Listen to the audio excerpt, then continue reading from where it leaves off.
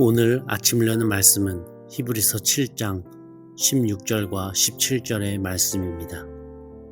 그는 육신에 속한 한 계명의 법을 따르지 아니하고 오직 불멸의 생명의 능력을 따라 되었으니 증언하기를 내가 영원히 멜기세덱의 반차를 따르는 제사장이라 하였도다.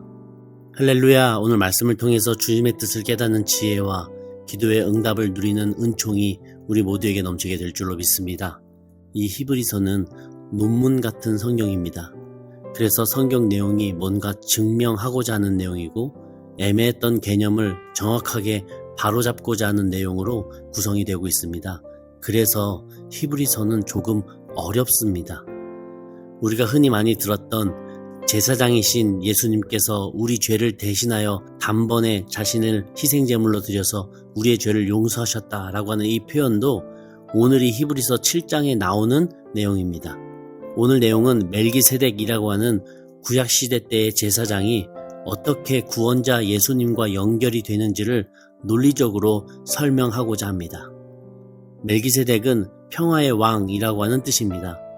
창세기 14장에 잠깐 등장해서 아브라함을 축복하고 사라지는 이 하나님의 제사장으로 우리는 알고 있습니다. 아브라함이 조카 롯을 구하려 318명의 군사들을 데리고 가서 왕들과 싸움을 해서 승리했을 때에 아브라함은 자신이 어떻게 승리한 것인지 이해할 수 없었습니다. 그럴 때에 살렘의 왕이자 제사장인 멜기세덱이 나타나서 지극히 높으신 하나님께서 이 전쟁을 도우셨음을 알렸고 아브라함을 축복했습니다. 그리고 아브라함은 11조를 이 멜기세덱에게 바쳤습니다. 생각해 보시면 아브라함은 모세보다 훨씬 이전 시대의 사람으로서 율법이 없었던 때의 의인이었습니다.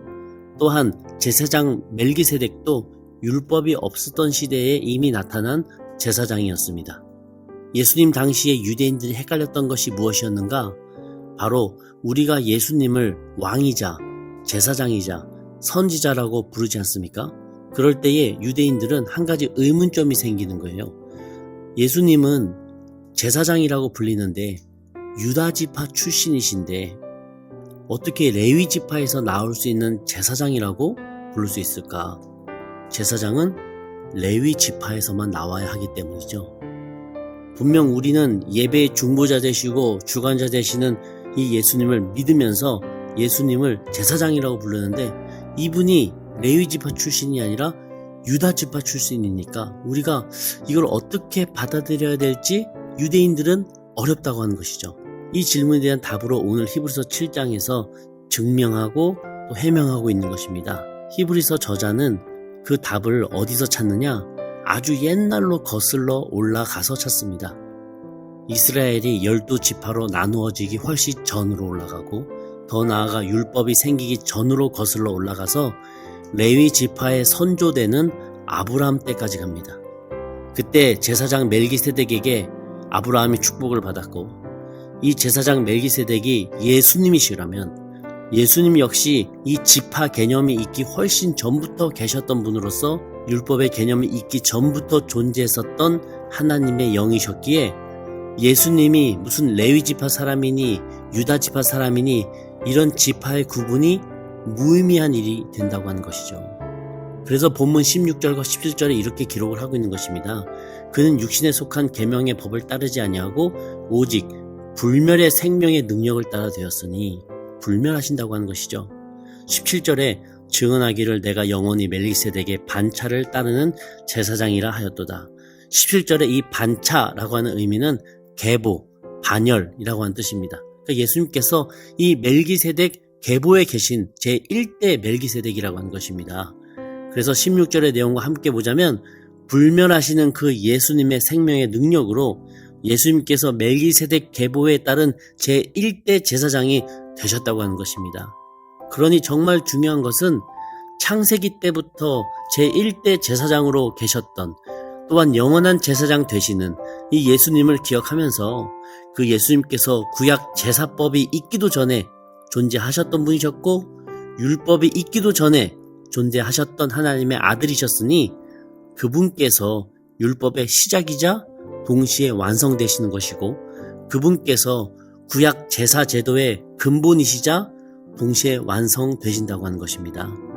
그런 위대한 분이 우리를 위해서 오셨고 우리를 위해 희생제물로 죽으셨으니 이제는 우리가 율법에 따라 이것이 옳다 틀리다 싸우면서 따질 것이 아니라 예수님의 말씀을 지키면서 사는 것이 가장 확실한 율법을 지키는 삶이 되는 것이고, 이제는 우리가 제사를 온전히 드렸느니 드리지 못했느니 하면서 내 죄가 용서되었나 되지 않았나 가불논박할 것 없이 예수님께서 날 위해 희생제물이 되셔서 단숨에 날 용서하시는 그 역사가 이루어졌음을 믿고 의심치 않고 이제 난 회개에 걸맞는 삶을 살아가면 된다고 지금 말씀하고 계시는 겁니다.